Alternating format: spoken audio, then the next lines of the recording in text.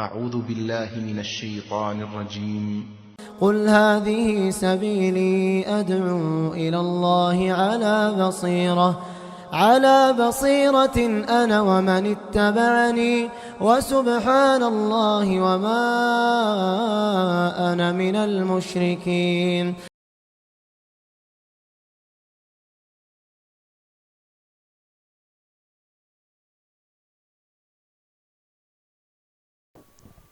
إن الحمد لله نحمده ونستعينه ونستغفره ونعوذ بالله من شرور أنفسنا ومن سيئات أعمالنا من يهده الله فلا مضل له ومن يضلل فلا هادي له أشهد أن لا إله إلا الله وحده لا شريك له وأشهد أن محمدا عبده ورسوله يا أيها الذين آمنوا اتقوا الله حق تقاته ولا تموتن إلا وأنتم مسلمون يا أيها الذين آمنوا اتقوا الله وقولوا قولا سديدا يصلح لكم أعمالكم ويغفر لكم ذنوبكم ومن يطع الله ورسوله فقد فاز فوزا عظيما أما بعد فإن خير الحديث كتاب الله وخير الهدي هدي محمد صلى الله عليه وسلم وشر الأمور محدثاتها وكل محدثة بدعة وكل بدعة ضلالة وكل ضلالة في النار. قال الله تعالى في القرآن المجيد يا قوم لقد أبلغتكم رسالة ربي ونصحت لكم ولكن لا تحبون الناصحين. ساری تعریف حمد و ثنا کبریائی اور بڑائی اس اللہ وحدہ کے لیے جس نے سارے کائنات کو پیدا کیا اور سارے کائنات کا مالک اور پروردگار ہے. لاکھوں درود ہو خاتم النبیین محمد صلی اللہ علیہ وسلم پر جنہوں نے اس دین کو ہو بہو ہم تک پہنچایا اور اللہ کی رحمتیں صحابہ رضوان اللہ علیہم اجمعین پر بھی نازل ہو جنہوں نے اللہ کے رسول صلی اللہ علیہ وسلم کے پاس اس دین کو ہم تک پہنچایا.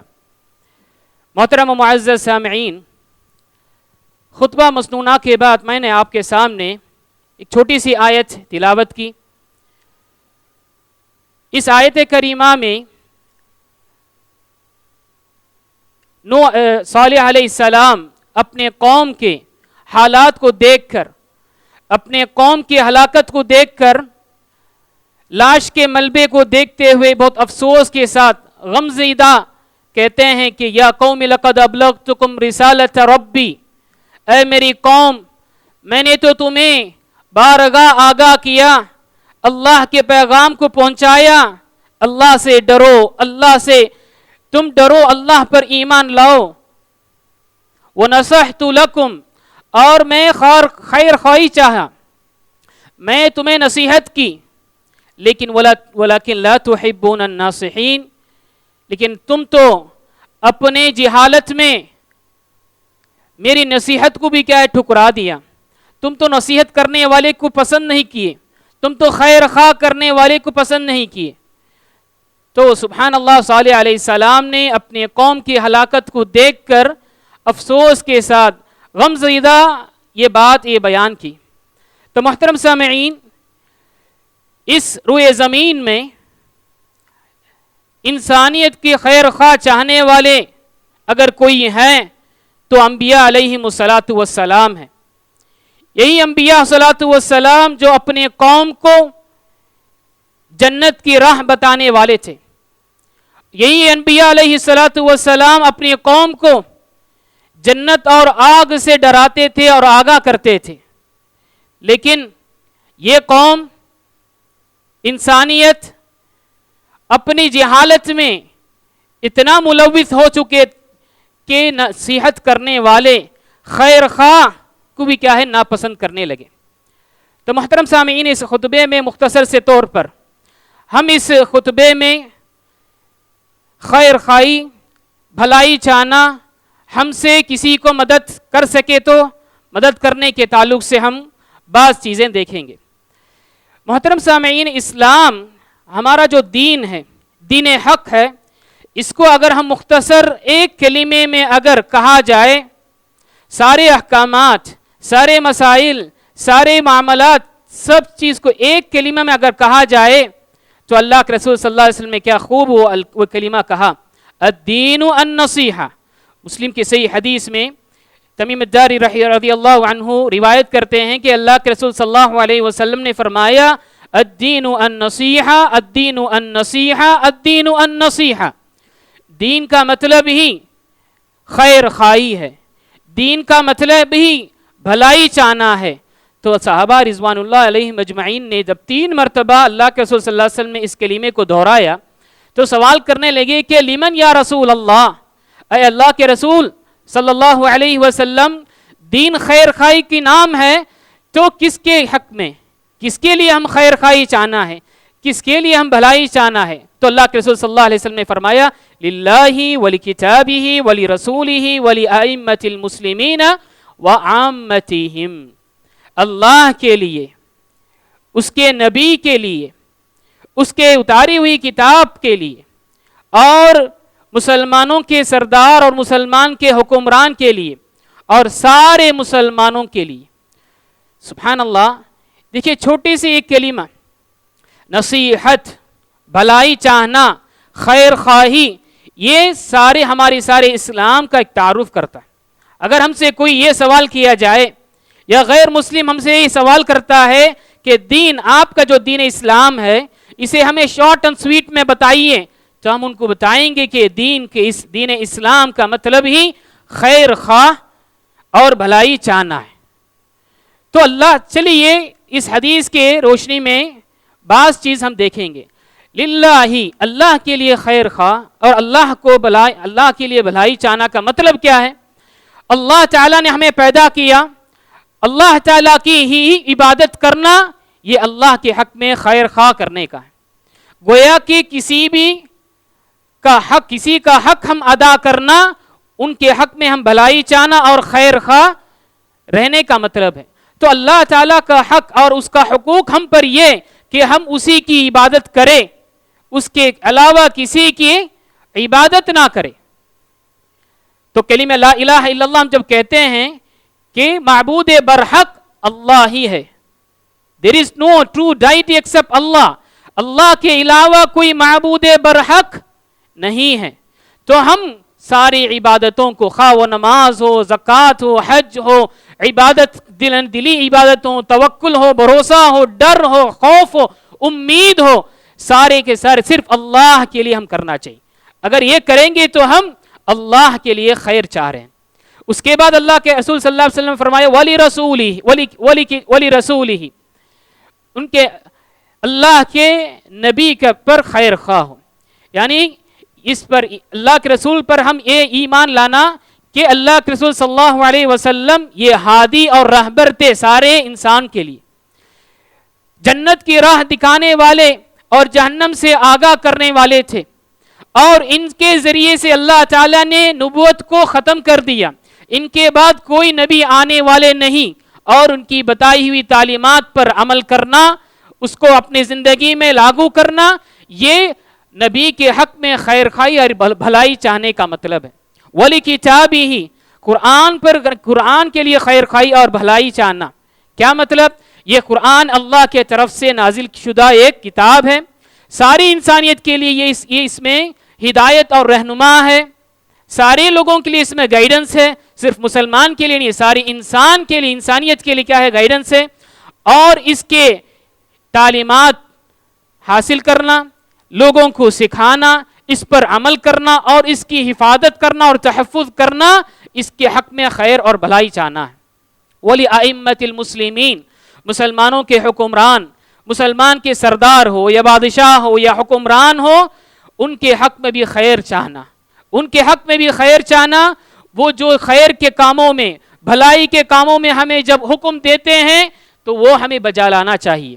نیکی کے کاموں میں اگر وہ حکم دیتے ہیں تو ہمیں اسے عمل کرنا چاہیے، ان کے اطاعت و فرمانبردار ہونا چاہیے.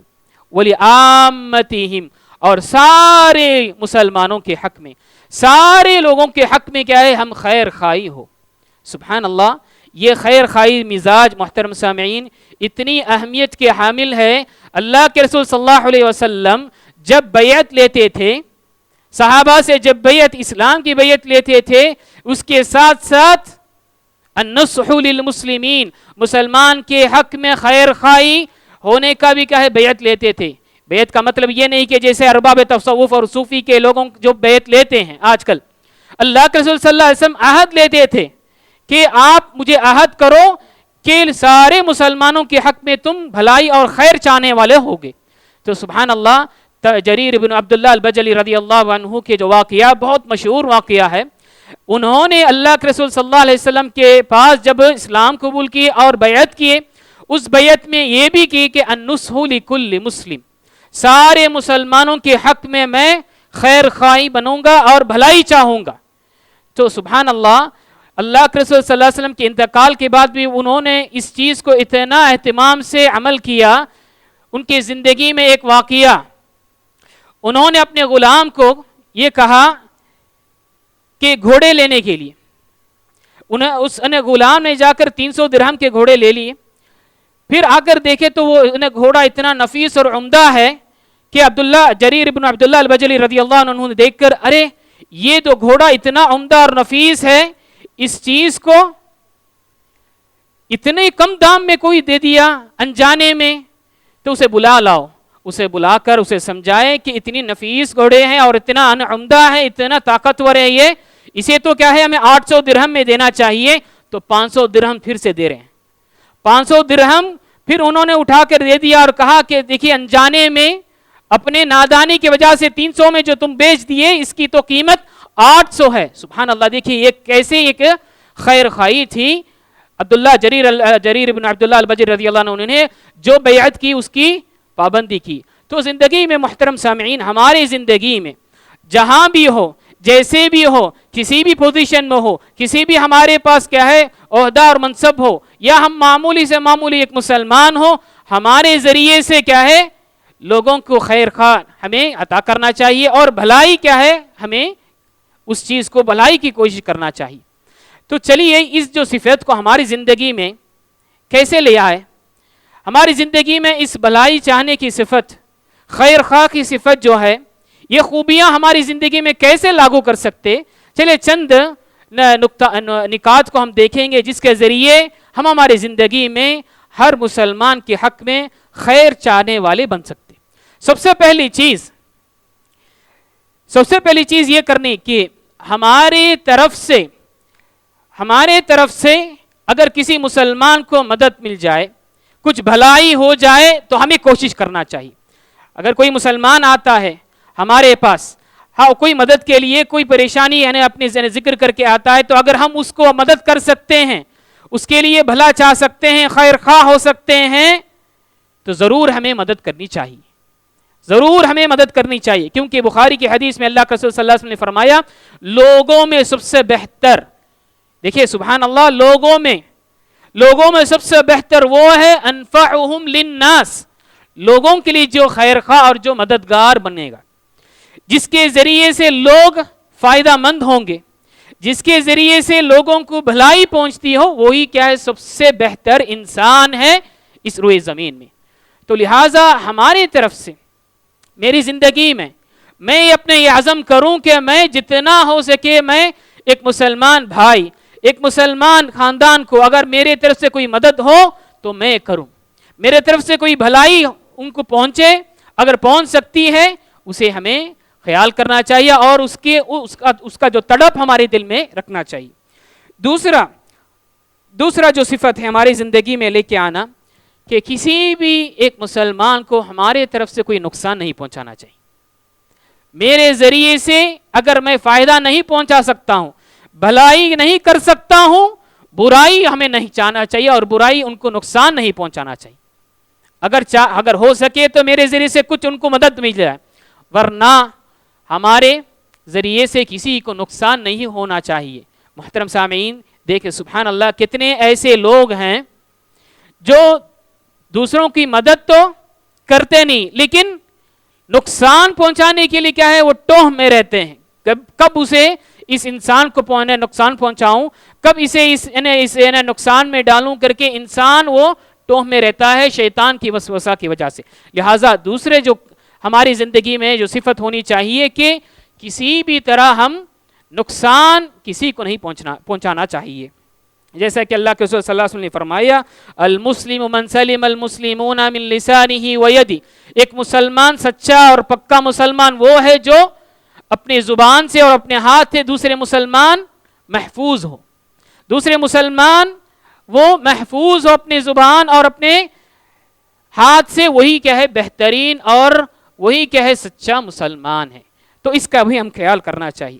اسی طرح محترم سامعین اللہ کے رسول صلی اللہ علیہ وسلم نے بھی فرمائی المؤمن من امن الناس وبوائق، مؤمن تو وہ ہے جو لوگوں اس کی جو پریشانی جو کچھ وہ تکلیف دیتا ہے لوگ اس سے محفوظ ہیں، یعنی کسی کو تکلیف نہیں دیتا، اس کی جو پریشانیاں ہیں وہ جو ڈپریشن میں ہے وہ اپنے نفسانی بیماری میں ہے اس کے ذریعے دوسروں کو تکلیف نہیں دیتا، دوسروں کو پریشان نہیں کرتا، وہی سچا مومن ہے، اللہ کے رسول صلی اللہ علیہ وسلم نے فرمایا۔ کیونکہ بزنس میں ہم دیکھتے ہیں کہ ہمیں جو بزنس لاس ہو گیا تو دوسرے ہم دیکھتے ہیں کہ وہ ترقی یافتہ ہوتے جا رہا ہے، دوسروں کو دیکھتے ہیں کہ وہ اچھے سہولت اسے ملتی جا رہی ہے، حسد کرنے لگتے ہیں اور اسے برا چاہنے لگتے ہیں، یہاں تک کہ اللہ حفاظت کرے موقع ملے تو اسے نقصان پہنچانے کے لیے بھی کیا ہے انسان آگے بڑھ جاتا ہے۔ لہٰذا یہ دوسری چیز ہماری زندگی میں ہونے چاہیے، تب جا کے ہم خیر خواہ اور بھلائی چاہ سکتے ہیں۔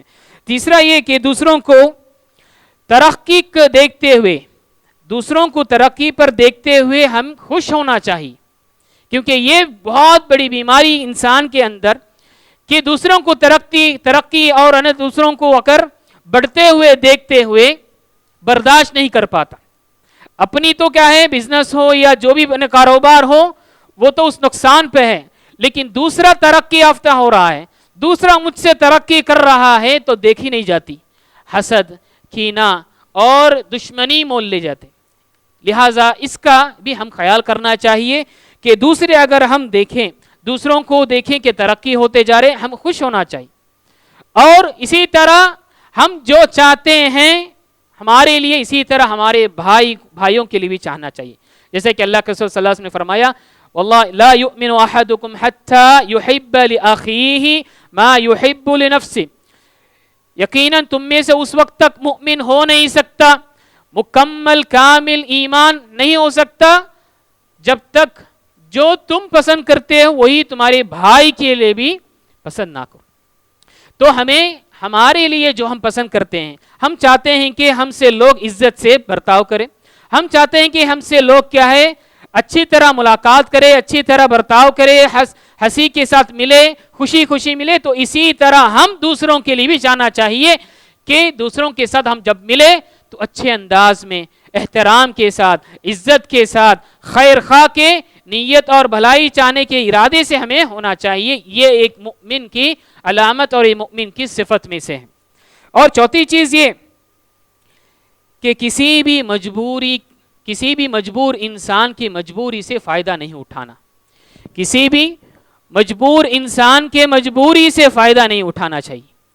کوئی آتا مجبور انسان آتا کچھ مدد کے لیے آتا آپ کے پاس، آپ وہ مدد کر سکتے ہیں، لیکن آپ اس کی مجبوری کو فائدہ اٹھا کر آپ اپنا خسارہ اور گھاٹا بنا لیتے۔ جو انسان مجبور انسان کی مجبوری پر فائدہ اٹھاتا اور اسے استعمال کر لیتا ہے اپنے نفس کے لیے، سمجھ لیجیے کہ وہ برباد ہو کے چلے جائے گا۔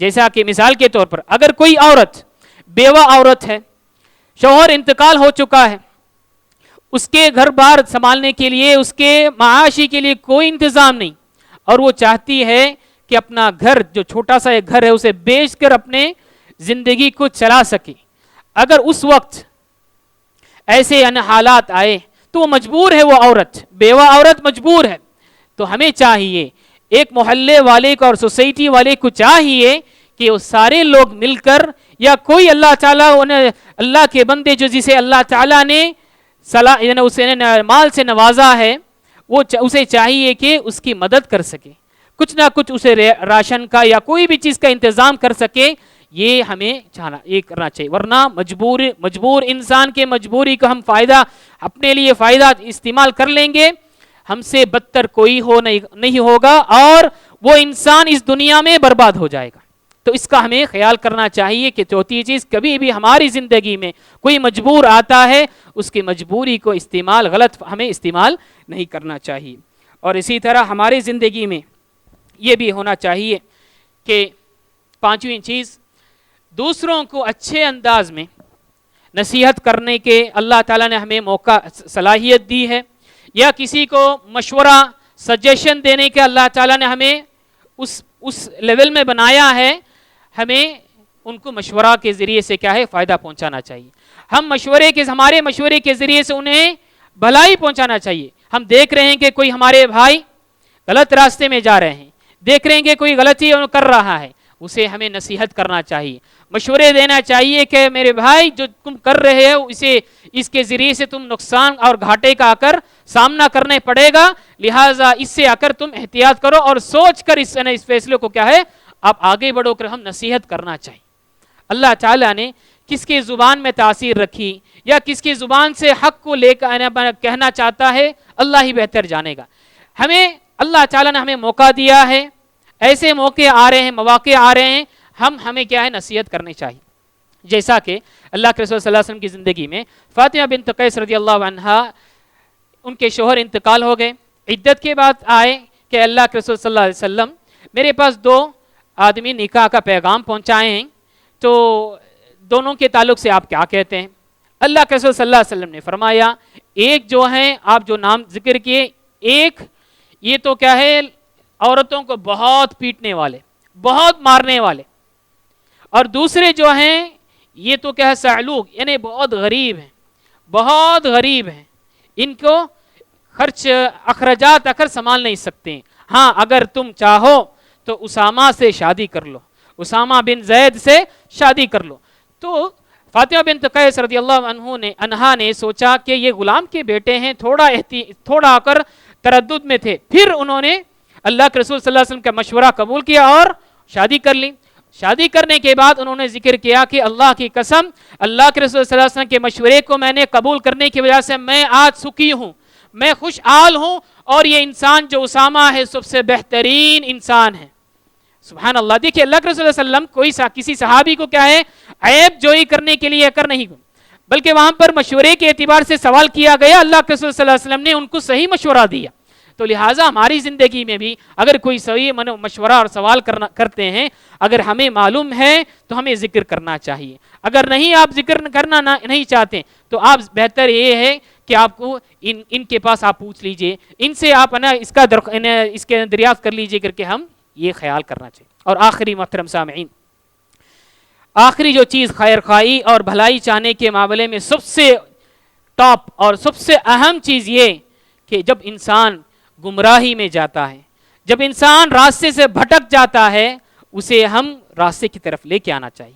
اسے اگر ہم دیکھتے ہیں کہ کوئی شرک میں مبتلا ہے، کوئی ہمارا بھائی شرک میں مبتلا ہے، کوئی بدعات میں مبتلا ہے، کوئی گناہ میں مبتلا ہے، کوئی غلط راستوں میں مبتلا ہے، تو ہمیں چاہیے کہ اسے نصیحت، اسے خیر خواہی کے بنیاد پر، اسے بھلائی کے بنیاد پر ہمیں ان کی صحیح طور پر نصیحت کرنا چاہیے، انہیں ہمیں صحیح راہ میں لے کے آنا چاہیے. اللہ کے رسول صلی اللہ علیہ وسلم نے فرمایا کہ میری مثال اس آدمی کی جیسا ہے، اس آدمی کی طرح ہے جو چراغ جلاتا ہے اور چراغ جلاتے ہی اس روشنی کو دیکھ کر پتنگے آ کر ٹوٹ پڑتے ہیں، اور وہ انسان اس پتنگے کو آ کر دور کرتا ہے اور کہتا ہے کہ یہ نور نہیں ہے، نار ہے، یہ آگ ہے، دور ہٹ جاؤ. اسی طرح میری مثال بھی اللہ کے رسول صلی اللہ علیہ وسلم نے فرمایا میں کیا ہو گیا ہے، لوگوں کو جہنم کی طرف جا رہے ہیں اور میں ان کے پیٹھ کو پکڑ کر ان کے پشت کو پکڑ کر میں کھینچ رہا ہوں اور کہتا ہوں کہ تم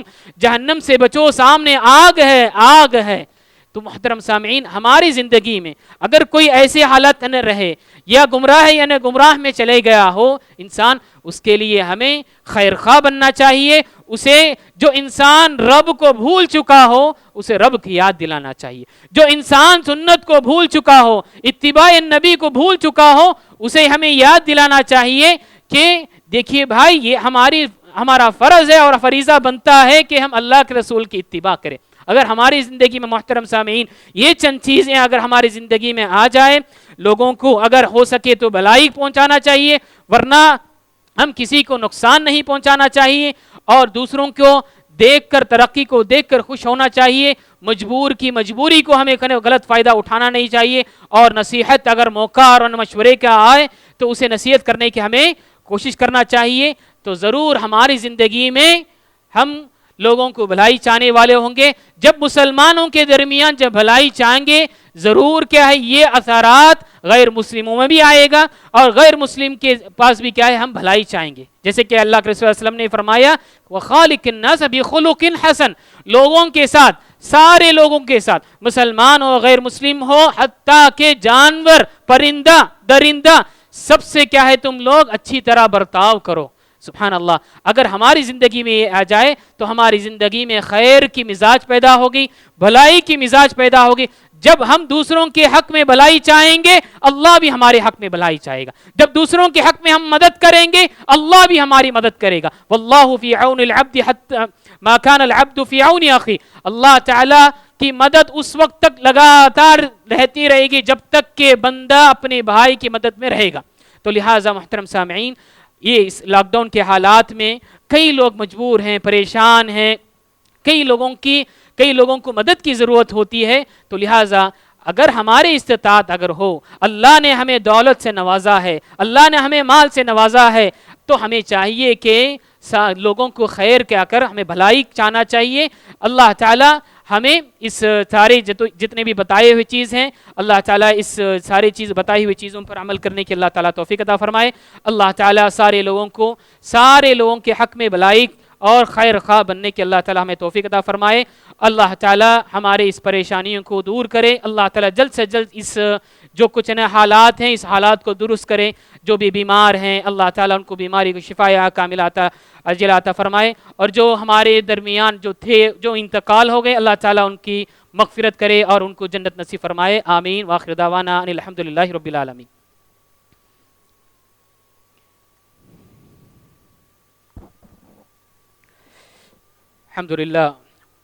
الحمدللہ رب العالمین والصلاة والسلام علی رسول الکریم وعلی آلہ وصحبہ اجمعین. اللہم اعز الاسلام والمسلمین واذل الشرک والمشرکین. اللہم دمر اعداء الدین. اللہم اعز الاسلام والمسلمین. ربنا آتنا فی الدنیا حسنة وفی الآخرة حسنة وقنا عذاب النار. ربنا لا تزغ قلوبنا بعد إذ هديتنا وهب لنا من لدنك رحمة إنك أنت الوهاب. اللهم اشف مرضانا ومرضى المسلمين. اللهم اشف مرضانا ومرضى المسلمين. اللهم اغفر موتانا وموتى المسلمين. اللهم اغفر موتانا وموتى المسلمين. اللهم أصلح لنا ديننا التي هو عصمة أمرنا، وأصلح لنا دنيانا التي فيها معاشنا، وأصلح لنا آخرتنا التي إليه معادنا، واجعل الحياة زادة لنا في كل خير، واجعل الموت راحة لنا من كل شر. اللهم صل على محمد وعلى آل محمد كما صليت على إبراهيم وعلى آل إبراهيم إنك حميد مجيد. اللهم بارك على محمد وعلى آل محمد كما باركت على إبراهيم وعلى آل إبراهيم إنك حميد مجيد. إن الله يأمر بالعدل والإحسان وإيتاء ذي القربى وينهى عن الفحشاء والمنكر والبغي يعظكم لعلكم تذكرون. اذكروا الله واذكركم وادعوا واستجب لكم ولذكر الله أكبر والله يعلم ما تصنعون. وقيموا الصلاة.